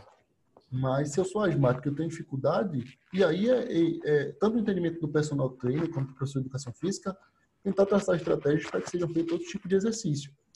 Para que seja evitado o uso dessa máscara num ambiente que seja controlado, que ele consiga, né, tá fazendo essa relação. Então, assim, os tipos de máscara vão influenciar. Tem gente comprando aquelas máscaras, parece que é do Sub-Zero, do Street Fighter, sei lá, do Mortal Kombat, que parece com regulação e quantidade de intensidade, né? Acha que vai treinar a capacidade respiratória, diminuindo a quantidade de oxigênio, enfim, velho. Fora disso, pelo amor de Deus, pode até ser bonita a máscara, mas não é o objetivo para esse momento, né? Primeiro que ninguém está fazendo treinamento para altitude, ou corrida, ou maratona, que seja no Quênia ou no Everest, sei lá, fazer, né, esse tipo de coisa. Então, a máscara é a relação de custo, risco, né, e conforto e desconforto, para poder estar entendendo a utilização dela. Ela é importante que seja utilizada, mas dependendo do exercício e a intensidade que você vai fazer, você vai sentir o desconforto utilizando ela mesmo. E se for um ambiente, no ar-condicionado, fechado, você de máscara, você fazendo aquela inalação, e não tendo um aquecimento dessa temperatura, ela pode potencializar também uma broncoconstricção. Outra pergunta... Eu tenho uma pergunta, Edil. Só, deixa eu responder a de Alexandra, né? Sobre o tipo de exercício para asmático e rinite. Na verdade, não tem um protocolo fechado, sabe?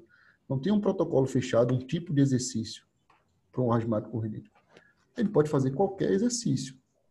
Vai estar sempre um controle da função pulmonar dele, assim, um entendimento de como é o processo da crise asmática que ele tem, que o seu aluno tenha. E normalmente, o asmático adolescente, adulto, ele já sabe muito, ele já tem muita característica, ele já percebe quando ele vai entrar numa crise. Então, a gente tem que estar muito ligado nisso, fazendo as avaliações, fazendo os controles, né? A percepção de esforço, a percepção de intensidade, a escala de intensidade de treino, isso é muito importante durante o treino. Não existe um protocolo fechado para abordar dentro do exercício em si, certo? O controle de intensidade é o mesmo. Ele vai ter que estar fazendo uso de medicamento, né? É até potencializado. Os pneumologistas, os alérgicos que estão agora, né? Que normalmente os que eu conheço aqui em Pernambuco são sempre voltados para que eles estimulam a prática do exercício físico e procurem um profissional de educação física que seja capacitado para estar acompanhando isso, tá? Josué, né? Edil, a respiração neoclínica poderia ajudar a essa população asmática? Desculpa, Josué, responde. A respiração neutrínica poderia ajudar essa população asmática? Josué, na verdade, o controle de respiração neutrínica, ela pode auxiliar no controle, né, da sua capacidade de troca respiratória e tudo mais. Não existe protocolo fechado para você fazer um treinamento respiratório para melhorar uma capacidade respiratória, entende? Existem atletas de alto nível, em algumas modalidades, que são necessárias de uma intensidade muito maior de troca gasosa, que fazem treinamento pulmonar, né? Com utilização de espirômetro, você tendo que chegar em intensidade X e tudo mais, em frequência, nessa relação. Mas não existe relação direta. Você vai ter melhorias, pode ser que exista uma melhoria na sua capacidade respiratória, mas não está relacionada à capacidade respiratória ao exercício. Ok. Obrigado. De nada, Josué.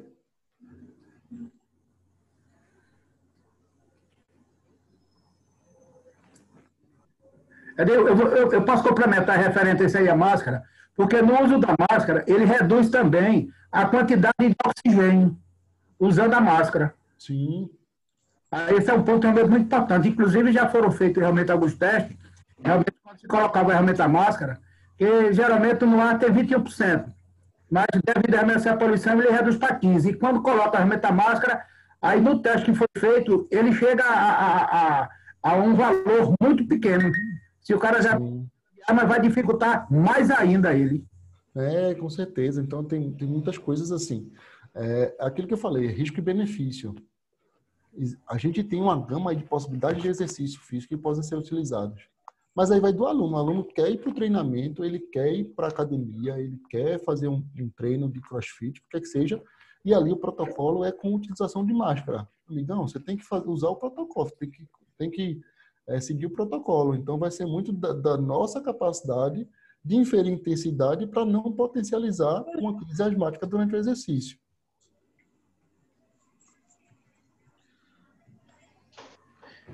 Edil, Oi, Anderson. Me perguntaram aqui no privado uma coisa, né? Aquela história de criança é obrigatório usar realmente máscara ou não. Pergunte ao professor Edil se criança precisa utilizar o máscara ou não e a partir de qual idade para fazer alguma atividade, né, devido a essa situação do Covid. Tem alguém aqui, a gente me perguntando aqui no WhatsApp. Sim. Veja só, Anderson, e agradeço a pergunta, né? Uma das maiores dificuldades da criança utilizar a máscara é permanecer com a máscara durante o exercício. O entendimento, né, da caracterização disso. E existe a relação, se a criança é asmática ou não. Existem algumas normativas que não obrigam, não tem a obrigatoriedade das crianças realizarem as máscaras. São coisas que eu fico preocupado, vamos supor, aqui em Pernambuco a gente está voltando, existem protocolos para a volta das práticas dos esportes coletivos, né? Na iniciação esportiva, por exemplo. Então, é muito fácil no papel estar lá descrito que todo mundo vai ter que estar de máscara, mas quando você vai ter um aluno, quem teve aqui, turma de 7, 8 anos de idade, 9 anos, você não consegue controlar um menino de empurrar o outro, quanto mais controlar um menino que vai estar de máscara, ele tem que estar de máscara durante o exercício, que ele pode sentir um desconforto. Outra coisa, a máscara vai suar, ele vai babar na máscara, isso vai dificultar ainda mais, pode potencializar ainda mais a questão, né, do aquecimento desse ar que vai estar sendo inalado. Então, assim, não existe parâmetro fechado dizendo de obrigatoriedade. O protocolo está lá, né, que tem que usar. O problema é, na prática, como é que vai ser feito isso. Eu não vejo viabilidade, né?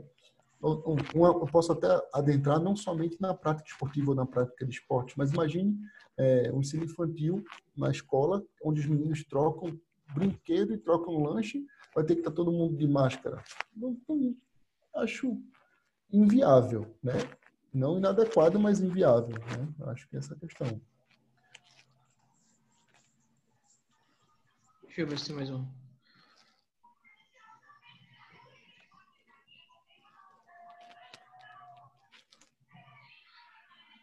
Se a progressão na prescrição é necessária. Não entendi essa. Pergunta aí, Edil. Eu vi aqui, eu acho que Roberta tem um problema, né? Que quando ela usa máscara... Foi porque a Roberta estava falando sobre o treino dela, que mesmo em intensidades moderadas e leves, ela tem usado muito a Aerolim. Aí a gente discutiu um pouquinho, debateu, e aí no final eu disse para ela perguntar se seria necessário um ajuste na prescrição para que ela tenha uma progressão e consequente redução do uso do... Roberta, valeu, Yuri, obrigado. O que eu acho, Roberta, é que você tem que conversar isso com o seu pneumologista. E se você tiver a oportunidade de fazer um teste de broncoprovocação para ver se você tem um broncoespasmo induzido pelo exercício. Se você teria esse tipo de sintoma, né? Esse tipo de resposta, mesmo sem uso de máscara. Porque... E ver outras estratégias, né? Ver se essa questão do tratamento em si para a prática do exercício, que existem condutas diferentes para o indivíduo que se sente, tem um cansaço relacionado ao exercício e o asmático normalmente que faz o tratamento ali ou de um LABA da vida todo dia e tudo mais, né? Então, assim, procure o pneu e converse sobre isso. Eu acho muito importante que ele saiba que você, durante o exercício, cansa e se você tiver a oportunidade, né, na sua cidade, de estar fazendo o teste de broncoprovocação para ver se você tem um broncoespasmo, a conduta vai ser muito melhor e você vai deixar de sentir esses seus desconfortos. Professor? Oi? Está escutando? É Roberta. Estou. No caso, sem o uso da máscara, eu consigo realizar exercícios e não tenho faltas de ar, não tenho crise de falta de ar, né? É mais com o uso da máscara só mesmo. Porque quando eu estou em casa aqui e não estou utilizando, eu consigo normal fazer os exercícios e não utilizo dos medicamentos, né? Muito bom. Uma questão importante é... Por que você tem, provavelmente, com a máscara? Porque com a máscara existe uma maior dificuldade de troca gasosa, de você conseguir inalar, e você vai aumentar a sua taxa de frequência respiratória. E provavelmente com a máscara você chega em intensidades respiratórias que você sem a máscara não chegue. E aí você começa a estar relacionando e tendo broncoespasmo para o exercício. Eu estou elucubrando aqui, né, com possibilidades de respostas. Então, eu acho interessantíssimo você conversar com o seu pneumo. E se você tiver... Você mora em Pernambuco ou você é de qual cidade? Sim, sou de Vitória, sou sul do CAI. Olha aí, Roberta, tá bom? Então tá ótimo. Voltando à possibilidade, a gente pode estar vendo de ter uma indicação, né? Do teu pneumo, provavelmente ele conhece o nosso serviço e a gente está podendo ter a indicação de estar fazendo esse teste para ver se pode ter um ajuste na conduta para você evitar de ter esse cansaço, né? Essa falta de ar durante os exercícios, porque isso é uma verdade. Tranquilo. Não se sabe quando a gente vai ter a oportunidade, né, de estar sem a máscara em ambientes públicos. Então, principalmente na prática de exercício. Então, acho que é importante que você... É verdade. Ok, obrigada. De nada. Edil, eu acho que até a máscara, ela pode, até quando liberar não necessidade, eu acredito que algumas pessoas ainda vão continuar utilizando. É um legado que vai ficar da pandemia. Eu acredito que seja os totens de álcool gel, a máscara, até como modelo de moda, sei lá, alguma coisa como estilo, alguma coisa pode ser que fique. E o termômetro, eu acho que toda academia, instituição que vai ter um grande número de pessoas, uma frequência, vai ter essa questão do termômetro. Então, alguns cuidados que hoje são utilizados como protocolos, acredito que vão continuar, que vão ficar sendo utilizados para justamente ter um controle sobre isso em algum momento, tipo um controle realmente de segurança sanitária, né? Isso são legados que vão ficar, o que eu acredito que vão ficar, né, durante mesmo que a OMS libere aí, não vai ser mais necessário utilizar máscara, não vai ser mais necessário isso, está todo mundo vacinado, acredito que fique, né, sim, parte da população utilizando. É um espelho da cultura oriental, né, que eles já faziam uso há muito tempo, e aí o pessoal vai começar a enxergar isso de uma forma com menos preconceito. Isso. O que eu acho também, minha gente, que é um novo normal que não era para ser novo. O asseio, a limpeza das mãos, né? O cuidado com coisas que tem contato com outras pessoas externas, assim. O que a OMS fala? Para você lavar as mãos, passar álcool em gel, isso, no meu ponto de vista, não era para ser novo normal, isso era para ser normalidade, né? De você ter esse tipo de conduta, mas isso é verdade. Concordo contigo, concordo que isso vai ser um legado. Professor, Oi, Edivânia. Edivânia, você tem, assim, algum assunto, alguma pesquisa relacionada? Porque, assim, eu sou asmática e uma certa vez eu fui parar na UPA porque eu comi uma lagosta. Sim. E o médico falou assim, olha, não é minha área em relação a isso, mas 90% das pessoas que são asmáticas, ela desenvolve alguma alergia a crustáceos. Você tem alguma pesquisa voltado a essas questões de quem tem asma e desenvolve alergia essa parte, né, de alimentação? Isso, Edna. Isso é interessante, né? Quando a gente fala de asma, a asma é uma doença multifatorial. Lembrando lá do início da palestra, a gente tem diversos fenótipos e endótipos. Então, a crise asmática, ela pode ser desencadeada por diversas questões. Tem uma crise asmática que pode ser desencadeada por uma mudança de clima, né? Muito brusca, de você aqui em Recife, por exemplo, você está no nível do mar, abaixo do nível do mar em Recife. Quando você vem para o interior, que você passa por Gravatá, Caruaru, você já aumenta a altitude. Então, existem pessoas que têm crise asmática somente nessa alteração, né, de altitude aí num espaço físico. Então, provavelmente, essa sua relação dessa crise asmática que você teve está relacionada a algum endótipo que está ali dentro do crustáceo. Interessante que você procure um pneumologista, né, um alergologista, que ele vai fazer o tratamento, vai fazer os exames direitinho. A gente fala que existem os testes de, não sei se tu já fez, o prick test, né, ou testes alérgicos, que você faz é suscetível a diversos aeroalérgenos ou alérgenos na pele ou inalado, e dependendo da resposta, você tem a classificação se você tem ou não alergia àquilo. Não, professor, esse teste é com alergologista. Eu já tive acompanhamento com pneumologista, já fiz algumas coisinhas, né? Já usei algumas drogas, né, nessa área. Outro fator também interessante que você falou, professor, eu sou do Ceará, eu morava no centro do Ceará, né? Eu morei um período que lá chove, acho que uma vez perdida, uma vez no ano, que é a cidade de Quixeramobim, Quixadá, é muito quente. Hoje eu moro em São Benedito, que é serra, é um local que tem mais umidade, e as minhas crises asmáticas, elas diminuíram. E também porque também, é assim, eu também tomo, né, por ser de grupo de risco, eu também tomo H1N1, ela também dá um auxílio bastante também nas minhas crises. Entendi. Na verdade, é isso mesmo, sabe? Eu acho que você precisa procurar um alergo, né? Um imuno, porque normalmente aqui a gente tem alergo e imuno, né? Que são a mesma residência, os mesmos especialistas, que vão poder estar te acompanhando melhor nessas questões. E talvez até descobrir que talvez não tenha sido a lagosta, pode ter sido algum tempero, alguma coisa do tipo. Então, é uma caixinha de surpresa, né? Que a gente fala assim, que é um negócio que você vai perceber. E um exemplo disso, assim, tirando da tua vivência, muita gente que é asmático ou rinítico não tem gato e cachorro porque acha que vai cansar, que vai ter alergia. E aí, quando faz o teste alérgico, não dá reação a pelo de gato e a cachorro, né? Eu lembrei de uma situação agora, Edil, só para descontrair um pouco. Eu tinha muita alergia a muita coisa quando eu era pequeno, criei uma resistência e melhorou muita coisa. Uma das situações era essa de ter pets em casa.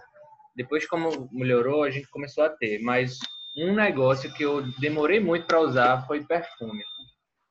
Porque eu tinha muita sensibilidade a perfume e quando eu comecei a namorar com minha atual esposa, ela era revoltada com isso, que eu já adulto não usava perfume e aí ela me presenteou e eu comecei a usar, meio receoso, mas hoje não tenho problema nenhum.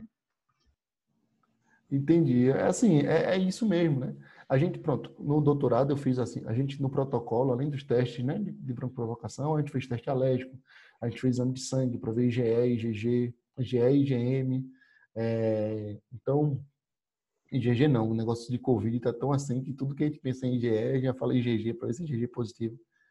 Mas aí fez teste alérgico e muita criança que chegava e adolescente, e aí as mães não tinham cachorro e a criança era doida para ter um pet em casa. Aí quando a gente fazia o teste alérgico, aí o adolescente, né, já entendido, via, já sabia que não tinha o teste alérgico, a gente já dava o resultado na hora, e aí já era uma complicação de casa agora, né? A mãe agora, como é que ela vai tirar esse estereótipo da cabeça? Segura que não é o cachorro ou o gatinho que vai vai fazer ele desencadear. É muito disso mesmo, Yuri. Assim, a gente acaba, né, tendo uma série de barreiras, né? Mas Barreiras eu fiquei com essa culturais, barreira assim. muito grande mesmo. Foi tirada na marra pela minha esposa mesmo. Olha aí, que bom, tá vendo? Porque, como você disse, só quem sabe é quem passa, né? Indo para UTI, indo para hospital praticamente todo dia nas crises. Minha infância e início da adolescência foi bem preocupante, Casaio. É isso, com certeza.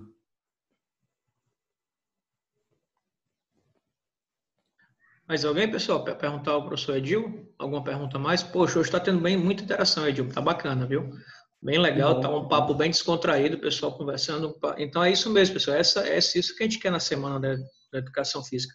Não é só o professor passar o conteúdo e vocês agradecerem, gostar e tchau. É justamente esse papo, é justamente essa conversa, é assim que a gente fixa, é assim que a gente conhece realmente os casos, né? Queria eu que boa parte das instituições adotasse nas disciplinas como é na medicina, que é estudo de caso. Vamos lá, traz um caso e vamos estudar como é que acontece, como é que se desencadeou, como é que faz o exercício, como é que vamos fazer. Eu acho que assim teria um aprendizado mais de forma mais ampla, né? E específica de cada caso. Seria muito bom se a gente tivesse justamente essas discussões para poder aprofundar e trazer o que cada um tem de experiência, que a Edivânia tem uma experiência, a Roberta tem outra, o Yuri passou ali por um mau bocado. Então, essa troca vale muito mais, muitas vezes, do que você querer ler o PowerPoint do professor. É verdade. Muito bom. Eu agradeço muito o convite, Anderson, e fico à disposição, minha gente. Assim, quem quiser... pode entrar em contato. Na hora, professor. Viu? Inclusive, tem gente perguntando o seu Instagram, diga aí pra gente, para poder o pessoal que ele marcar, quer de repente entrar em contato com você. Isso, é @Edil Rodrigues Filho. Né? Ok. Viu, Angélica? Anota aí, @Edil Rodrigues Filho, tá bom? Coloca aqui no chat. Professor Edil, eu agradeço demais sua participação, seu tempo, né? O nosso tempo é uma coisa preciosíssima. Agradeço demais. Agradeço aqui a todas as pessoas que estão presentes, que ficaram conosco até agora, o pessoal aí de Recife, o pessoal que tem aí do Norte, o pessoal que está aqui do Ceará, o pessoal da Bahia, Teresina, todo mundo que está conosco aqui nesse momento, que está conosco na jornada, agradeço demais, tá bom, pessoal? Quem quiser marcar o professor Edil aí nas postagens, marque o Instituto Seven, publiquem, chame as pessoas para amanhã também. Amanhã tem mais um terceiro dia, são mais 2 temas bacanas. Encerra só o professor Cláudio. Isso, amanhã é o professor Cláudio. Foi Recife em peso, né, esses dias? É verdade, teve 3 aí, Recife representando nesses 3 dias. Cláudio lá, que era da FAREC? É da FAREC? Cláudio Macarrão. Cláudio de Castro. Isso. Então vai ser um negócio bacana, tá bom? Então, hoje de manhã, hoje meu dia já teve o professor Henrique, que ele é de Minas, então, assim, amanhã já tem o professor Cláudio, então vai ser um negócio muito bacana mesmo. Pessoal, muito grato por vocês, a atenção de todos, tá? A Alexilda de Mossoró marcando presença também, estou falando dela aqui que ela pediu. Então, muito grato, professor, conte conosco aqui no Ceará, tá? Vamos estreitar esses laços, vamos conhecer, podemos fazer mais esses eventos virtuais, isso facilita muito. O que precisar da gente aqui também, tá? Aqui do Instituto Seven, de minha pessoa, o que vocês precisarem aí, pode contar conosco, tá bom? E isso é aberto a todo mundo, beleza? Com certeza. Agradeço muito o convite, né? Agradeço também que o pessoal, espero que a gente consiga ter passado um pouquinho, né? Contribuído com essa troca de conhecimentos eu não tenho nem dúvidas. Até porque é um assunto que realmente pouca gente fala, pouca gente tem autoridade para falar. Você falou com muita autoridade. E pela participação aqui, de fato, as pessoas têm curiosidade e as pessoas que sofrem com isso, que elas realmente questionam para poder entender mais. Então, agradeço a todo mundo aqui, tá certo? Pessoal de Apodi aqui, Pau dos Ferros, pode botar o nome aí que a gente vai chamando aqui, tá bom? Dando valor deles aqui. Gente. Agradeço e vamos junto aí. Precisando é só falar. Na hora. Eu acho muito importante, né? Eu acho que o mais importante é a gente estar aqui 9h30 tem... com certeza, o pessoal online. Mais de 50 pessoas aqui dialogando e debatendo educação física. Eu acho que é isso que a nossa profissão precisa, né? Com certeza. Assim, que a gente consiga estar mais próximo. Isso. E aprofundar as temáticas, né? E aprofundar as temáticas que muitas vezes passam de forma mais superficial em algum momento na graduação. As pessoas têm que entender que a graduação é o ponto inicial. Ela não é o ponto inicial e o ponto de chegada. Não é porque você colou o grau, que você se formou, que você se tornou um expert dentro da educação física. Afinal de contas, a profissão é muito vasta. Tem várias áreas a ser exploradas. Então, pessoal, se aprofundem no nicho, vão em frente, sigam e sejam os melhores naquilo que vocês desejam. Pessoal do Cariré, Natal, Vitória de São Antão, Paulista de Pernambuco, eita, que agora começou aqui o pessoal mandar aqui as cidades. Salgueiro, eita, São Benedito. Que bom, que bom. Sobral. Oi, professor, muito grato. Pessoal, bom descanso, tá? Uma boa quarta-feira a todos. E amanhã as aulas do professor Edil e a do professor Miguel vão estar disponíveis. Eu vou estar colocando lá no grupo do WhatsApp, tá bom? Beleza? Boa noite, pessoal. Boa noite, Yuri. Boa noite, Antônia. Como é que você está, Antônia? Obrigado, pessoal. Boa noite, gente. Tá? Até mais. Boa noite, Dânio, Ana Luísa, Liliane, Luciano Machado está indo aí. Professor Luciano. Então, Amanda, Tabosa, Alisson Tobé, muito obrigado. Targélia, muito obrigado, pessoal, por estarem conosco até agora. Obrigado, Camila Santos, Danilo, Dário, Carlos, Gerson. Poxa, obrigado a todos mesmo. Então, um grande abraço e a gente se vê amanhã.